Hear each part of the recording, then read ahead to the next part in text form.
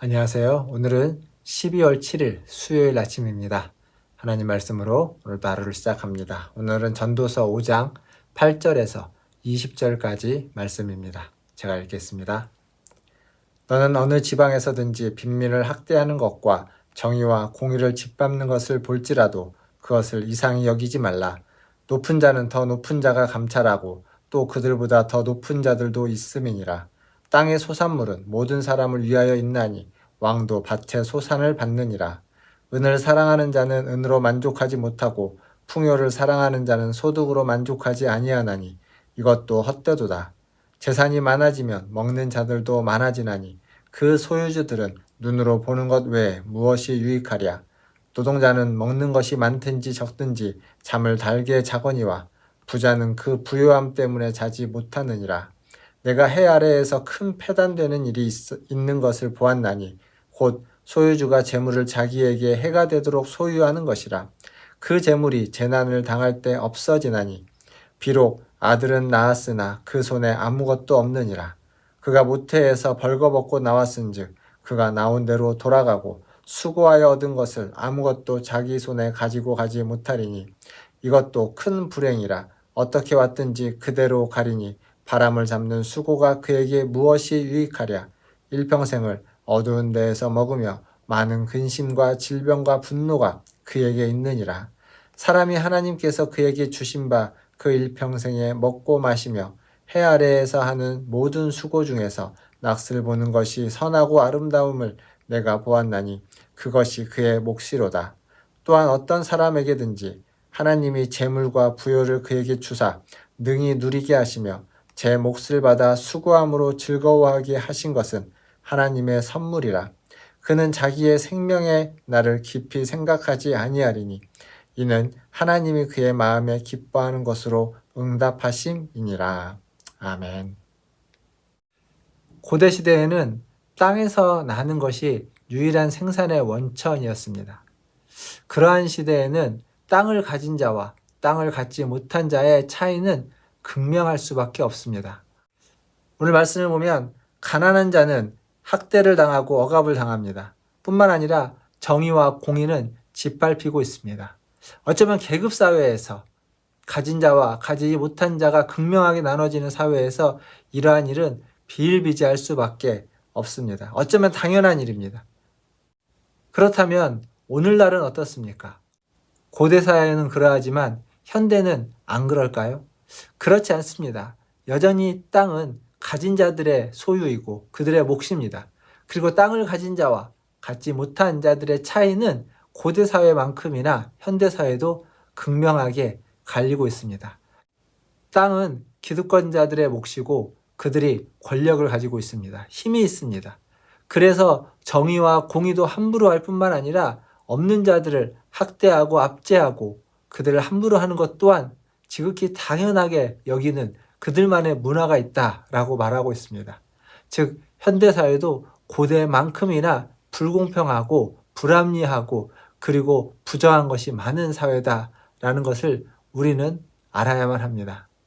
그렇다고 해서 재물을 많이 가지고 있는 자들이 언제나 행복하냐? 그러진 않습니다. 오늘 10절부터 말씀을 보면 재물이 목적인 사람, 재물을 쌓아두고 재물을 모으는 것이 목적인 사람은 자기가 많은 재물을 모았지만 그것에 만족하지 못합니다.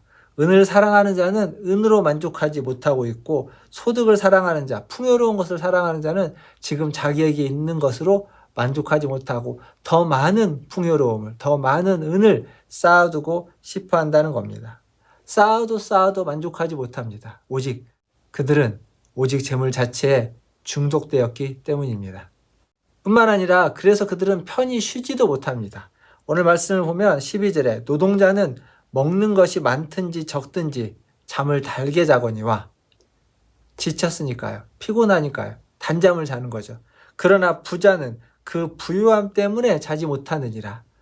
자기가 더 많은 부를 쌓지 못한 것 때문에 잠을 자지 못하기도 하고 또 많은 부를 쌓았지만 그것이 혹시 누가 빼앗아갈까 봐 사라질까 봐 그것을 지키느라 잠을 자지 못하기도 하는 겁니다. 이래저래 부자들은 잠을 이루지 못하고 있습니다. 사랑하는 성도 여러분, 그렇다면 잠을 이루는 가난한 자가 행복한 것일까요? 잠을 이루지 못하는 부자가 행복한 것일까요? 제가 보기에는 부자보다 가난한 자가 더 행복할 것 같습니다. 오늘 말씀을 보면 15절에 우리는 모태에서 벌거벗어 나왔습니다. 아무것도 가지지 않고 빈손으로 나왔습니다. 그리고 이 땅을 살다가 수고하여 모든 얻은 것들도 다 가지고 갈 수 없고, 즉 빈손으로 왔다가 빈손으로 가는 것이 우리의 인생이다 라고 전도서는 또한 이야기해주고 있습니다.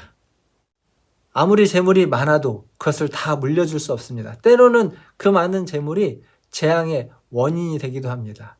그래서 부자들은 오늘 말씀을 보니까 많은 근심과 질병과 분노함 가운데에서 살게 되는 겁니다. 재물이 있어도 없어도 마찬가지인 겁니다. 가난한 자는 아예 없기 때문에 그 재물에 얽매여서 살아가지 않지만, 부자들은 그 재물에 얽매여 있는 거죠. 많으면 많은 대로, 없으면 없는 대로 얽매여서 살아가고 재물 중심으로, 돈 중심으로 그것 때문에 살아가게 되는 그러한 안타까운 모습. 사실 그것이 헛된 것이라는 것을 깨닫지 못하는 그러한 안타까움이 있다라는 것입니다.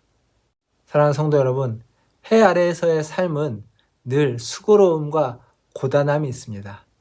그러나 하나님이 주시는 먹고 마시는 것으로 인해서 우리에게 주어지는, 우리가 누리는 복도 있습니다.